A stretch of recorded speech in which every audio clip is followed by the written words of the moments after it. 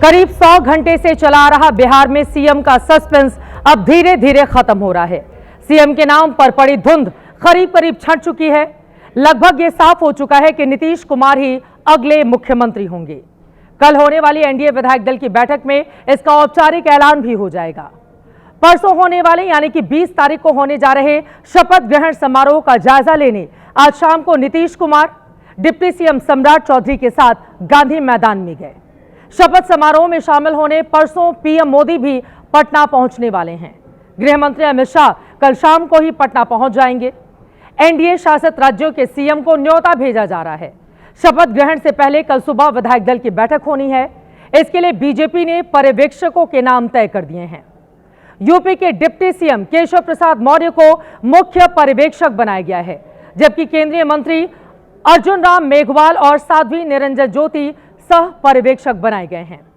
BJP ने पर्यवेक्षकों के नाम के साथ कैसा संदेश दिया है, इसके बारे में आगे आपको बताएंगे। लेकिन अभी आप ये जानिए कि कैसे सरकार गठन को लेकर भागम भाग और बैठकों का सिलसिला पटना से दिल्ली तक चल रहा है। राजनीतिक गलियारों में इस वक्त जो चर्चा है उसके मुताबिक बीजेपी और जेडीयू के बीच दो मुद्दों पर सहमति बनाने की कोशिश आज दिन भर चली है। पहला मुद्दा तो यह है कि विधानसभा में स्पीकर किसका होगा। दूसरा सवाल यह है कि इस बार डिप्टी सीएम की संख्या कितनी होगी।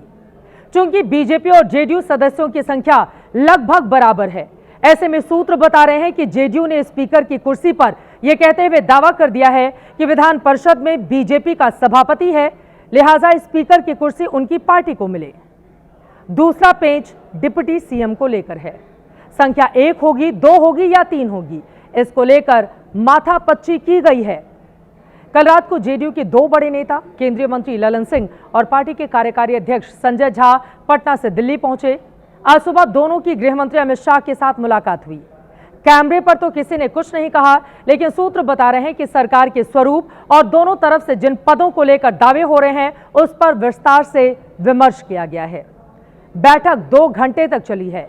दोनों नेता उसके बाद पटना लौट गए हैं। इस बीच एबीपी न्यूज को सूत्रों ने बताया है कि स्पीकर के लिए बीजेपी के 3 नाम रेस में चल रहे हैं। पहला नाम विजय सिन्हा का है, जो कि डिप्टी स्पीकर हैं, लेकिन पहले स्पीकर रह चुके हैं। दूसरा नाम प्रेम कुमार का है, जो बीजेपी के 9 बार के विधायक हैं, अति पिछड़ी जाति से आते हैं। तीसरा नाम राम कृपाल यादव का है, जो बीजेपी के सीनियर नेता हैं। अभी पटना जिले के ही इनके स्वजातीय नंद किशोर यादव स्पीकर थे, पूर्व केंद्रीय मंत्री भी रह चुके हैं। अलग अलग कारणों से इन तीनों की दावेदारी स्पीकर की कुर्सी के लिए मजबूत मानी जा रही है।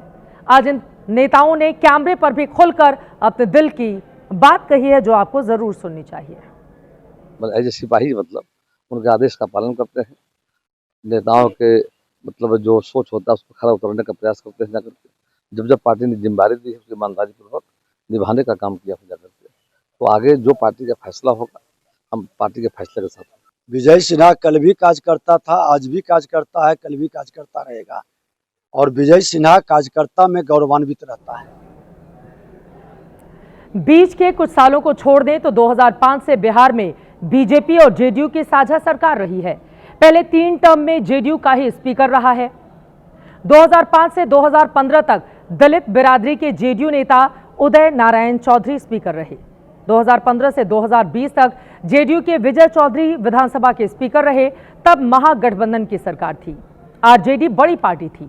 2020 में एनडीए की सरकार बनी, बीजेपी बड़ी पार्टी हुई तो विजय सिन्हा स्पीकर बन गए। 2022 में जब नीतीश ने पाला बदला तो आरजेडी के अवध बिहारी चौधरी को यह कुर्सी मिल गई। 2024 में बीजेपी सत्ता में आई तो नंद किशोर यादव को यह जिम्मेदारी दी गई। अब जेडीयू इस पर फिर से अपना दावा कर रही है। सूत्र बता रहे हैं कि जेडीयू ने बीजेपी के सामने शर्त रखी है कि बीजेपी का स्पीकर तभी होगा जब डिप्टी सीएम 2 ना होकर 1 होगा।